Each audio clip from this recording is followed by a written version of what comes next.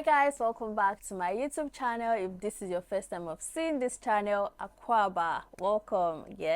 And if you're a returning subscriber, hello bestie, welcome and thank you for joining me in today's video. In today's video, I'm going to be talking about Accra, the beautiful city. I always like to refer to Accra as a beautiful girl. You know, all those girls with their expensive taste now, Yeah, that is who Accra, or that is what Accra represents in my mind's eye. So since I've been in Accra, I've actually experienced a lot of things. I shared some of my experiences and my opinion of Ghana in a past video, and I love all the support and love that I got from it. Thank you so much guys for watching, especially the Ghanaians who are watching this video. Today's video, I am here to, is it more of rant or vent or just talk? We're talking, yeah, I'm talking, because it's not a rant. Everybody is bearing the brunt of what I'm about to talk about anyway, so it's not really a rant. It's just me out here trying to, you know, share my experience and my thoughts about certain things, and to also get your opinion, because at the end of the day, I'm going to be asking you a question, because I think there's a magic, there's some magic that Ghanaians are actually doing, or maybe there's a way that they are living, especially those who live in Accra. There's a way they are living to ensure that they are able to meet up and survive in this city called Accra. Accra is a beautiful city. There's access to good roads most of the places. There's constant electricity. There's security here. I mean, ever since I've been here, I've not heard of any case of robbery or anything, except for some that I see on the TV, but they always get to the roots of it. I mean, the police always get to the roots of it. So it's so beautiful to see, and there's that calmness that exists, or that Accra gives to you.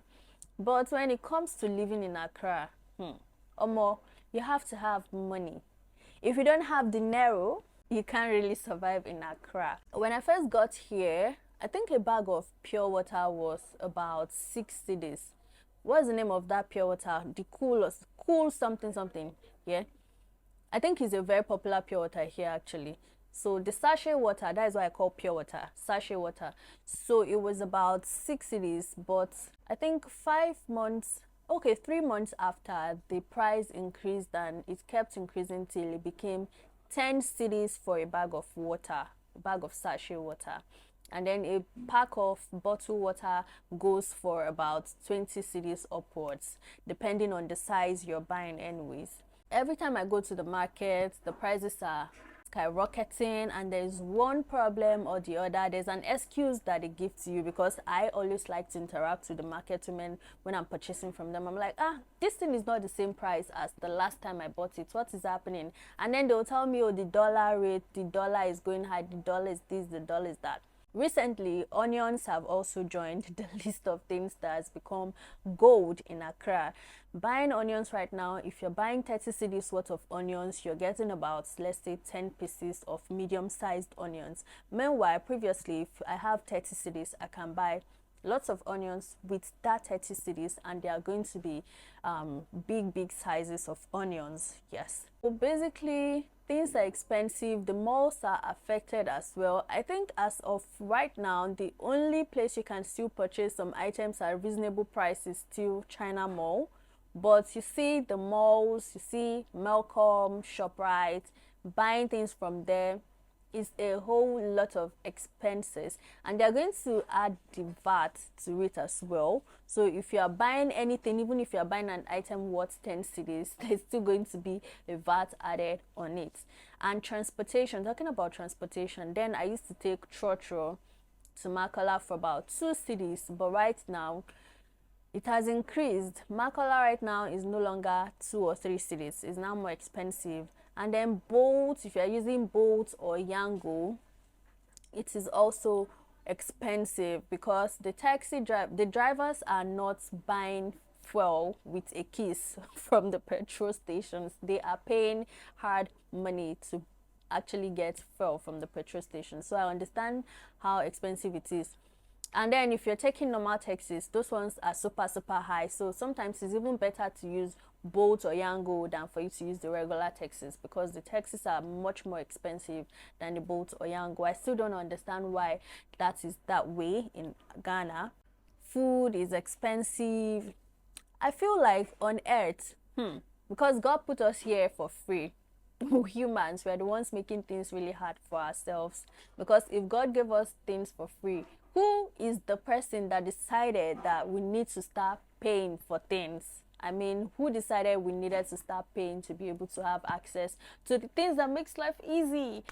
I feel like when it comes to the basic needs of man, that is food, clothing, and shelter, it should be very, very affordable. But the reverse is the case, because right now food is expensive, clothing expensive, shelter expensive. Now that takes me to the housing issue as well. Housing in Accra, getting a house, I mean a very good house, is a lot of money. So if you're looking for a reasonable house right now, I mean a good place with good toilets, access to road, water, meter, and all of that, you need to hold at least 2,000 Ghana cedis a month. And I keep wondering, how is the average Ghanaian able to survive in Accra? I can understand the average Ghanaian being able to survive in Takoradi, Kumasi. You know, those places are not so, expensive. Even Cape Coast, I think. But you see Accra. Accra is like a girl, a pretty girl, like I mentioned. She has lots of needs. So I'm wondering, how are people able to survive? Every time I go to the market and I come back, I sit down and I'm calculating. I'm like, if I'm spending this, how is the next person, the woman on the street that is hawking sachet water, how is she able to feed? How is she able to survive with her family? And sometimes I can understand the angst amongst those vendors, because sometimes they are so cranky. It is so stressful, hawking and trying to make ends meet, and at the end of the day you still have to spend that money and buy things that will not be enough for you. So that brings me to my question and the main reason why I'm making this video. If you're a Ghanaian and you're watching this video, please tell me, what ways do you save coins? I say coins. What ways do you save money? Is there like a hack or a trick or some magic the Ghanaians are doing, especially Ghanaians living in Accra? You need to tell me. Hook me up to some of that, because I need it. How do you save some coins when you go to the market? How are you able to meet up with the standard of living in Accra? Please let me know in the comment section, because I have been thinking about this for so long, and I've thought that the best way to get my answers is to put it out here on my channel, so that the real people, the real Ghanaians, can actually help me answer this. How do you save some money in Accra, living in Accra? How are you able to save some money? How are you able to ensure that you keep living and the standard of living that keeps increasing doesn't really affect you, or you're able to keep up with it? So basically that will be all for today in today's video. Please oblige me and answer my questions in the comment section. Thank you so much for watching. If you're yet to hit that subscribe button, don't forget to do that, and also give this video a juicy thumbs up if you like it. Thank you so much, and I'll see you guys in my next video. Bye.